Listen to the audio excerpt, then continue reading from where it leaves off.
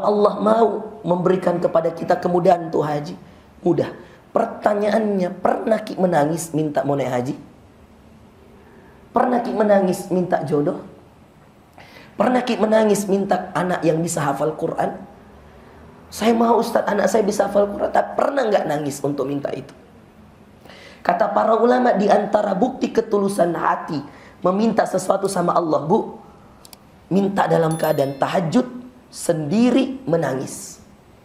Saya ulangi, di antara bukti Anda serius minta sesuatu, mungkin ada yang butuh jodoh di sini, mungkin ada yang mau naik haji, mungkin ada mau suaminya berubah, mungkin ada yang mau anaknya berubah, mungkin ada yang mau istrinya berubah.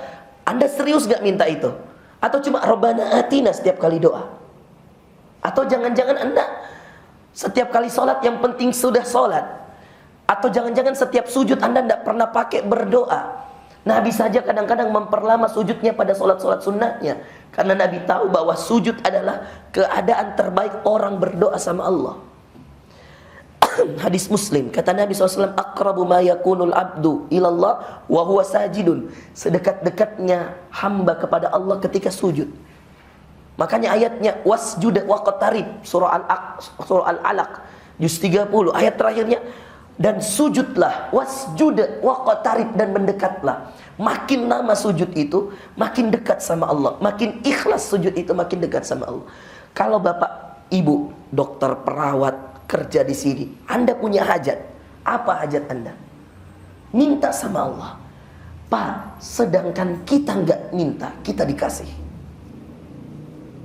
Pernah nggak Anda nggak minta sesuatu tapi kayak diberi sama Allah? Ibu jawab, pernah atau tidak?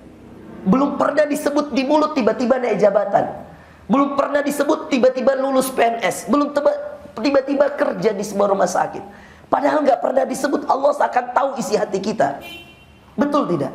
Kadang-kadang Anda belum pernah bangun tahajud untuk kerja di Primaya, tapi Allah takdirkan Anda kerja di sini. Coba, nggak diminta saja Allah tahu yang terbaik buat kita, apalagi diminta. Bukankah ini seperti utang piutang?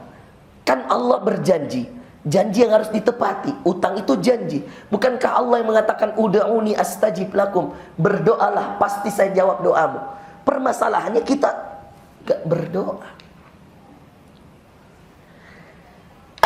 Permasalahannya doanya main-main. Kadang-kadang kita minta tapi kita kayak main-main, nggak serius sama Allah, Bu. Ada dulu Pak toh, direktur sebuah perusahaan, telepon saya, Ustaz, ada waktu Ustaz? Kita ngopi di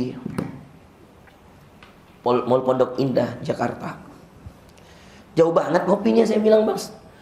Dia bilang, saya mumpung ada ini Ustaz, saya lagi pusing kepala Ustaz, ada saya mau cerita sama Ustaz. Saya di Makassar mau, yang jauhnya di Mall Pondok Indah. Dia, Ustaz, ada juga kerjaan di Jakarta ini begini. Nanti saya urus tiket. Saya bilang, jamin diurus tiketku, bayarkan saja. Dia bilang, pasti nih itu Ustaz, masa. Tunggu saya atur jadwal dulu. Saya kabari, baik Ustaz, minggu ini nah Ustaz, nah. Karena pekan depan itu saya keluar negeri. Saya bilang, iya. Memang kau yang butuh, kau yang ngatur. Saya bilang, jadi kalau begitu. Bilang, iya maaf Ustaz, kita yang pengen ngatur. Bilang, iya oke. Saya kasih jadwal. Oke, ini ambilkan tiket jam sekian. Baik Ustaz. Ambilkan hotel di Swiss Bell Pondok Indah. Saya ke Pondok Indah, ngopi 3 jam dia cerita banyaknya masalahnya. Saya diam. Saya bilang 4 Mersita, 2 Alparta. Ku tahu rumahnya di sini semua. Saya bilang banyak rumah di Jakarta, di Pondok Indah rumah. Saya bilang 3 jam cerita sama saya. Saya rumahku masih ngontrak. Nih, 1 ji. Nggak banyak di tanahku nah. Tapi nggak sepening ini di hidupku. Menangis itu. Saya bilang apa? Saya bilang apa itu dosa tadi? Dia bilang banyak Ustaz. Nangis itu. Terus saya bilang, Nah bilang bersama saya, jadi bagaimana solusinya Ustaz? Saya bilang, boleh saya bertanya satu pertanyaan? Boleh. Berapa jam begini ngopi? Nah bilang 3 jam ya Ustaz. Saya bilang, pernah Ki berdoa selama jam 3 jam? 1 jam mau cerita ini semua tadi yang kita cerita sama saya, sama Allah, pernah Ki cerita? Menunduk itu, baru dia bilang, tidak pernah Ustaz. Saya bilang, malu ki sama Allah. Itu mi kita selalu otak tak hitungan dunia. Karena kita pengusaha, kontraktor. Kali-kali tak manusia, kali-kali tak uang, kali-kali tak angka. Kita lupa Pak, ada yang lebih hebat dari semua yang Anda cerita. Makan pagi di Paris, makan siang di Dubai, makan malam di Singapura. Saya Pak, makan pagi di rumah, makan siang palu basah serigala, makan malam saya makan sop saudara di Petarani. Bahagia hidup saya. Tidak perlu saya ke Paris untuk makan siang, tidak perlu saya bolak-balik luar negeri ke Dubai makan pagi. Tidak perlu Pak. Karena bahagia itu bukan di sini, bukan di badan, bukan di mobil, di sini.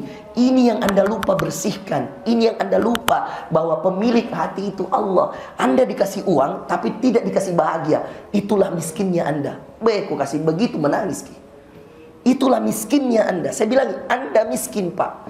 Miskin itu sama dengan orang yang kurang bahagianya. Itulah orang miskin. Saya dikasih tas LV 17 juta. Kalau tidak kupakai ini zolim Kak. Jangan ki bilang tesnya Ustadz LV pasti banyak minta ceritai Kak. Tahu Ji. Jangan mi. Ku tahu Ji itu dada Pak nah. Tahu Ji ibu-ibu. Suka mentona cari celahnya Ustaz. 17 juta ini harga Bu. Iya. Tapi dikasih orang. Kalau saya mending saya ngapain 17 juta buat beli tas begini?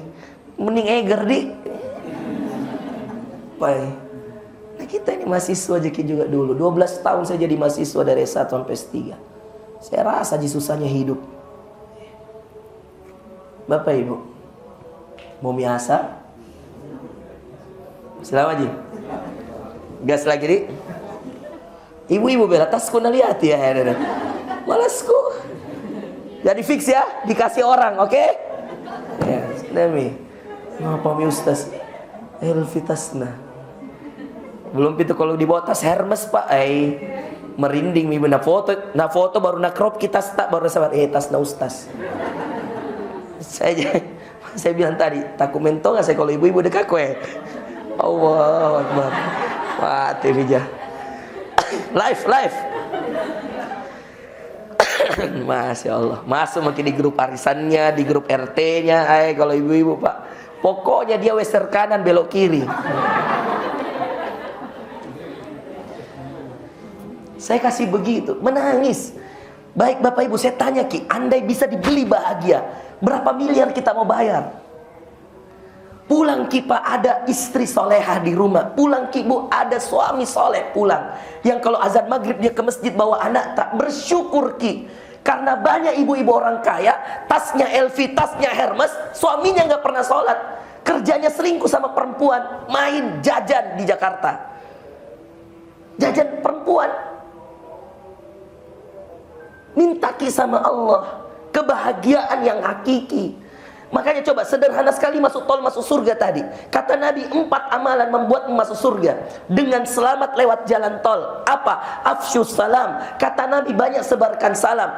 Wa at'imut ta'am. Banyak beri makanan, traktir orang. Wasilul arham. Sambung silaturahim. Wa sallu bil laili wan nasu niyam. Salatlah malam di saat orang tertidur. Tadkhulul jannah bi salam. Kau masuk surga lewat jalan tol. Enggak perlu transit neraka, langsung tembus surga. Mau amalkan ini. Kadang-kadang sebarkan salam berat, cuek. Kadang-kadang memberi makanan pelit. Mau traktir orang hitung-hitung. Serius Kak, yang mau makan siang nanti gratis, kasih tahu Kak, saya bayar. Iya. Mana mau saya tidak bisa beli LV? Iya. Bisa Ji Bu, bisa Ji beli, tapi kan untuk apa? Bukan mau dipakai gaya-gaya ini Bu ya, bukan. Tapi saya hargai pemberian dari ini yang kasih Kak, seorang ustadz juga. Pernah dengar namanya Ustadz Lukman? Pernah dengar? Lukmanul Hakim, pernah dengar? Pontianak. Nah, beliau yang kasih ini, insyaallah. Dia bilang, Ustadz ini untuk izzah. Apa ini Ustadz? Dia bungkus sampai Kak di pesawat saya ngisi di Pontianak, saya buka. Tas LV mati minyak. Nah ceritain main ibu-ibu. Ya. Dibawa, dia bilang Ustadz untuk izzah. Apa itu izzah? Kemuliaan. Bahwa Ustadz juga bisa bawa tas LV Louis Vuitton. Enak tahu kalau dipakai begini tuh. Nah lihat ki orang baik tahu. Jangan ku remehkan Ustaz. Padahal dia tidak tahu bahwa anak dikasih orang. Itu dari tadi kita suzoni enggak tahu. Kita lihat dari tadi tasku. Istighfar maki. Istighfar mi. Ku tahu saya tuh kuliah aja ki semua. Saya bilang enak curi. Waktu saya bilang ditulis di sini dia bilang ini sengajanya Ustaz tak pamer LV-nya. Astagfirullah ibu-ibu. Harap maklum Pak, ibu-ibu begitu memang. Jadi kalau kita di rumah sabar ki hadapi istri tak. Baik, saya lanjut masih boleh? Baik Bapak Ibu. Nah, momentum bulan Muharram, bulan suci ini ya. 11, 12, 13 dan bulan 4. Bulan 7 Rajab. Kata Nabi 3 yang berurutan. 11 lewat nih. 12 Zulhijjah ini. Ini mau habis. Tanggal 26 ini sekarang. Ya, 26. Sudah bersedekah semua? Sedekah hari Jumat sudah? Sudah baca Al-Kahfi? Alhamdulillah. Yang belum baca cepat habis ini nah. Baca Ki Al-Kahfi karena antara Jumat dengan Jumat dipenuhi dengan cahaya kebaikan. Yang belum baca Al-Kahfi Bu, nanti sudah sholat asar kalau siapa tahu sudah selesai kajian baca Ki Al-Kahfi. Yang belum sedekah sedekah memang. Saya ini mau pergi bagi-bagi Jumat berbagi berkah nanti ini habis asar. Sedekah banyak sholawat. Hari Jumat itu baca Al-Kahfi. Kalau laki-laki segerakan ke masjid ya. Kalau perlu duduk di depan sebelum khotib naik sudah ada di masjid.